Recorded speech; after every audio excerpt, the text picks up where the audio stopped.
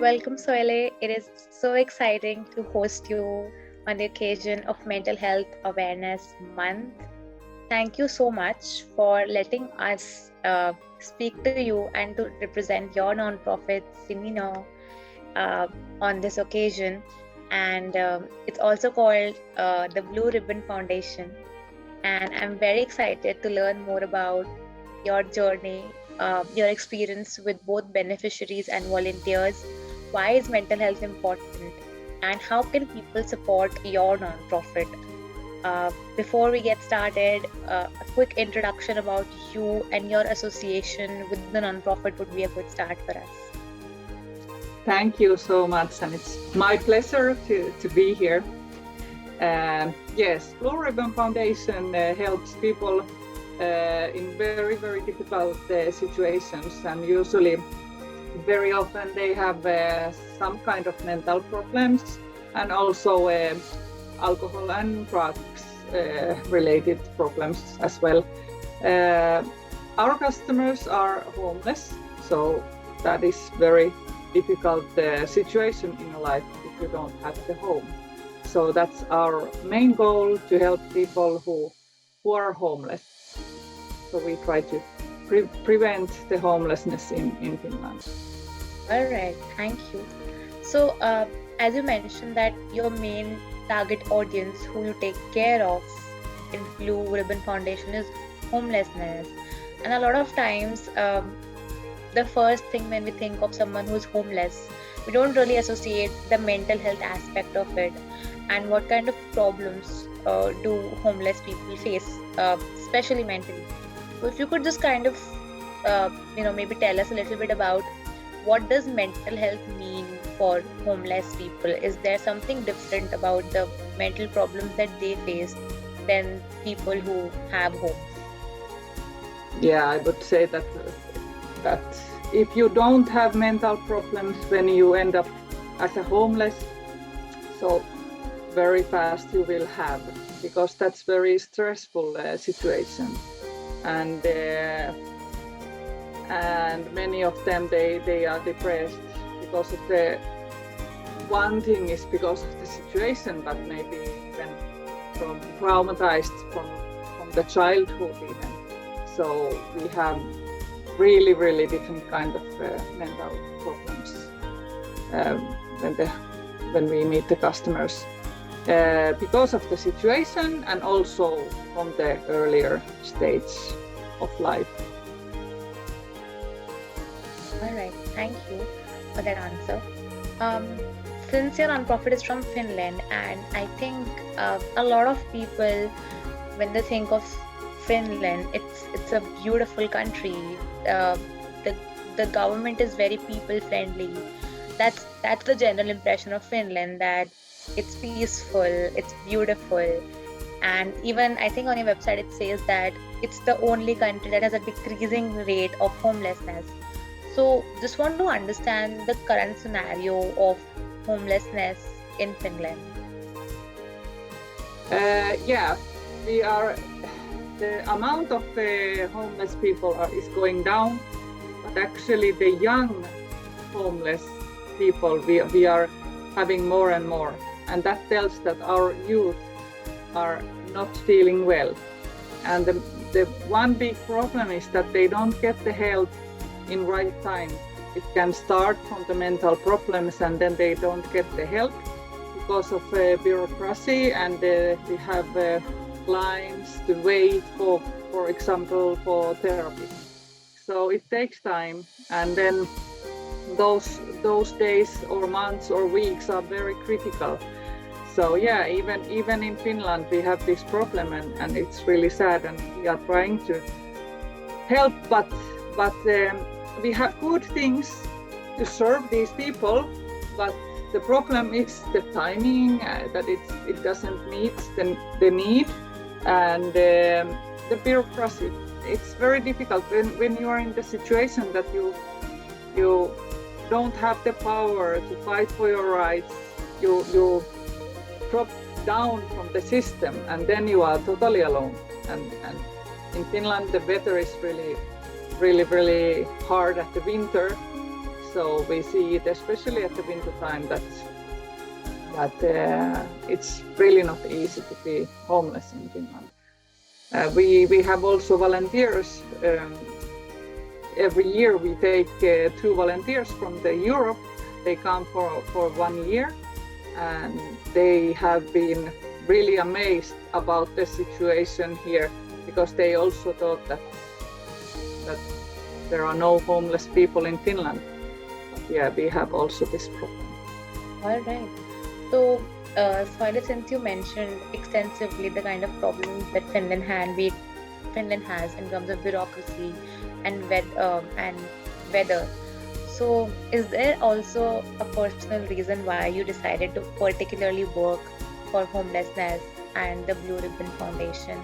And the second part of it is, what has your journey been like? My journey for this? Yeah. Wow, that's a long story. But when I was young, I wanted to go to volunteer abroad. And I went to volunteer in Israel, and I spent there 2 years as a volunteer. And actually I stayed to live there. And after a few years spent there, I started to coordinate volunteers to Israel from Finland. And I don't know, slowly, I feel that I have been growing to this work, what I do.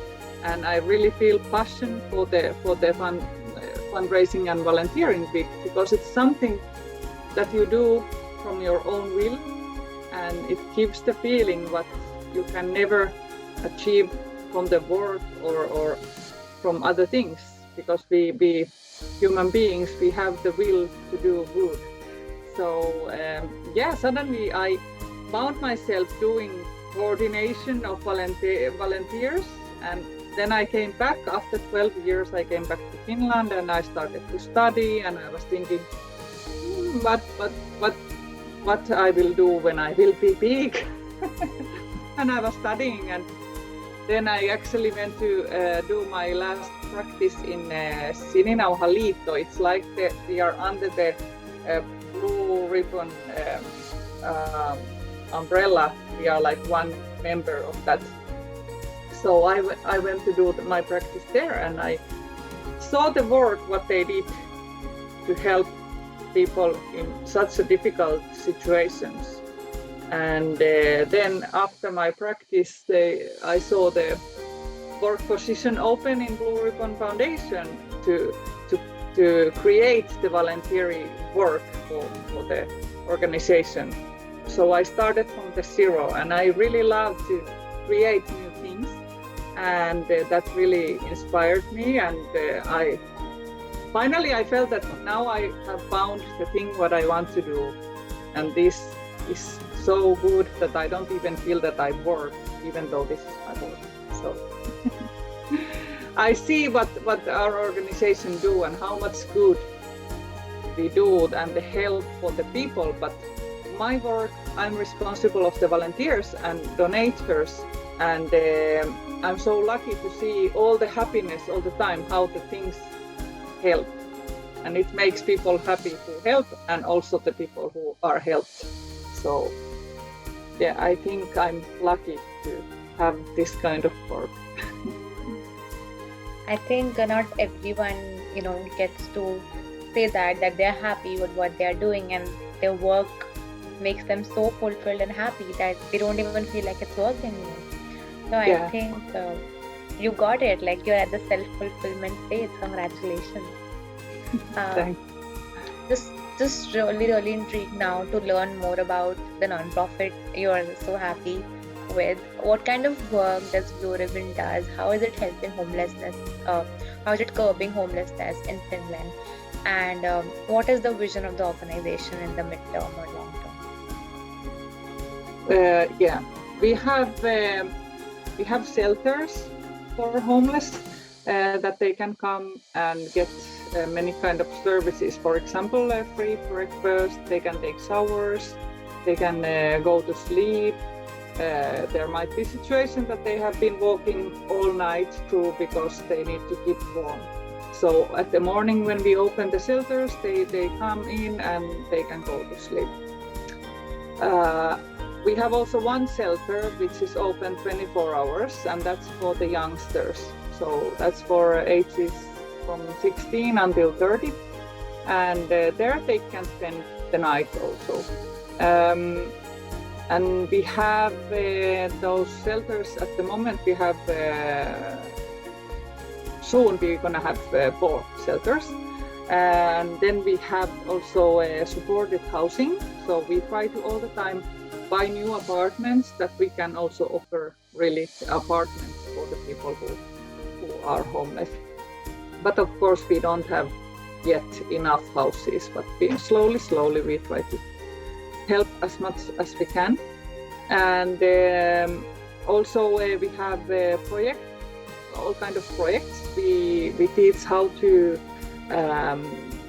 live. For example, when person comes out from the jail, so he or she not necessarily don't have the skills to live by him or herself. So we have courses to teach how you take care of your normal life in own apartment, how you take care of bills and how you cook and this kind of things. And we also try to help that the person wouldn't go back to the old habits than before the jail. And then we also work with the new immigrants. We try to prevent homelessness with the new immigrants. We have also housing courses for them, because very often when people from abroad move here, the problems comes that you don't know how you should act in a different culture. We have certain rules that are only in Finland, or I don't know, in Scandinavia, and it's good to know so you don't get into the troubles with the neighbors and so on. And then we also do lots of work with the neighborhoods that there won't be any problems. Like, for example, we go to supermarkets nearby our housing units. We go to ask if everything is okay, if they have any problems, because sometimes our customers are stealing. But for example, this thing was solved very nicely when the supermarket owner, he told that maybe our customers can help in the supermarket and get something for that. And that was really nice cooperation. Then we have also YouTube channel. It's called Sininauhasaatio, and once in a month we have a program to that channel about homelessness in Finland. What else? Then we have something like 400 volunteers, and a fundraising campaign. We have the main campaign every year, and that's called Street is Not Home campaign, and it's based on volunteers. And what else? I think those in the big picture. That's a lot. I think you're being quite modest. That's a lot of initiatives, and 400 volunteers is a lot. I mean, yeah. Very excited to learn about how was your experience during COVID when everything kind of moved online. How did virtual volunteering evolve for your non-profit, and what is the current scenario? How can people help your non-profit now? How can they volunteer for the Blue Ribbon Foundation now? Well, when COVID started, it was really difficult situations, because we were following the rules, and we had to close the shelters, and we couldn't take people in there, and we knew that they are really in a big emergency situation. They don't get drinks, they don't get food, they don't get showers, nothing. They got a lot of health problems because of that situation. So our workers, they went to the streets. They know where the homeless people spend time, and they went to look for them, and we were sharing food packages for them and water bottles, and we tried to help as much for the streets as we could. We shared thousands of food packages during the COVID time. And the volunteer work, it was also very difficult because we had to move everything online. And we tried to organize online meetings with the customers, but the problem was that our customers, they don't have the iPhones or smartphones or any device how to connect. And that was really big problem. But slowly we could open the shelters for a few hours for few people and so on. But we couldn't take volunteers really help there. We also had the volunteers meetings in online. But I think the most nice idea which came from volunteer was during the COVID time. The volunteers started to make COVID Times magazine, and the volunteers were sharing them behind the doors of each customer in our housing units, and it was also sent by email to who we knew, and that was really nice. It was like when you had to be really isolated, so at least you got these our customers who are I think they are more lonely than other people. So to think COVID time, it was really like to be in jail. So this magazine was so nice, and something from the world outside. And how people can help now. So now again, slowly we have started the voluntary work as it was, and now we have lots of volunteers in shelters helping to share the food, to help to wash the laundry,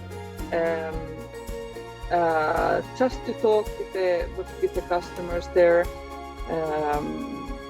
to meet the people. It's the most important to give the time. And also we have volunteers who are writing blog articles, and we have this big campaign coming at the autumn that, as I told, it's based on volunteers, and it's possible to do to come to the campaign room, but it's also possible to do from wherever, because we have the campaign page and anyone can share it in the internet or social media or wherever, and ask people to donate. And the donations are really important for us. For example, now we have the situation that we have renovations in one big housing unit, and that's the place where we get the clothes donations, that people can bring the used clothes for us and we share them for free for the customers. So now we can't get any because we don't have any place where we can put them. So always the money is the best thing, because then we can buy what is the most needed and the right amount. For example, the hygienic products, all the time we need. If you live at the street, you don't have those things and you don't carry lots of things. You carry only the most important things for you. So in the shelters we need all the time toothbrushes and toothpaste and deodorant and things for the period for women, and that kind of things.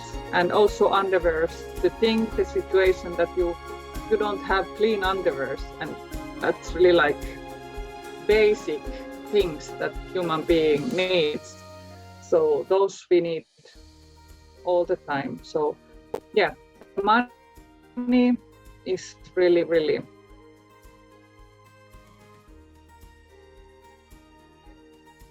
needed for that kind of things. That is what can do together. Like we have group of volunteers who just wrote project that they will do together with our customers, environmental things. They will go to clean the forest, and they are teaching the working skills through that kind of actions, and we got the funding for that project. And that was really like, wow, it came from the volunteers and they made this project happen. And also once in a week our volunteers, they go to do something fun with our customers, because they don't have the money and they don't have the possibility to go alone to do such a normal things for us, maybe like to go to movie or to go to bowling or to museum. But many of our customers, they have the difficulties for social situations, and alone they are not able. But with volunteers, they can join, and that's really, really important, and gives the moment of feeling that I'm like equal with others, and that's so important. Very well said, Soile. Thank you so much for telling us so many like tangible ways that people can help homeless people, and also your non-profit with that. And I think these are like very simple ways, be it through donation or in kind or in money. And I really hope that with this a lot of volunteers help your non-profit. If there is anything else, maybe a few words of motivation to anyone who will watch this video, volunteers, donors, supporters, that you'd like to say, I'd let you do that. Yeah, actually I want to say that we are working right now to translate our webpage, which will be really nice, because I have felt that long time already we would need them in English, that people also from abroad could read what we really do. And those pages will be ready only at the late autumn, I think, or end of the year, but we are making everything new, so that's why it takes time. So please, you can always go to visit our webpage. At the moment there is only a little bit in English, but it will be changed. But yeah, we are open for the ideas, and the most important is that if you have any motivation or will to do something good, so I love the idea that we can discuss together and we can think what it can be. Like, we are really loving the ideas which comes from the will and motivation, or the skills from the volunteer, because I have seen that it can be amazing things what comes out when you are open to listen and to know your volunteer. So I think that's the most important, and every volunteer is always like, I'm so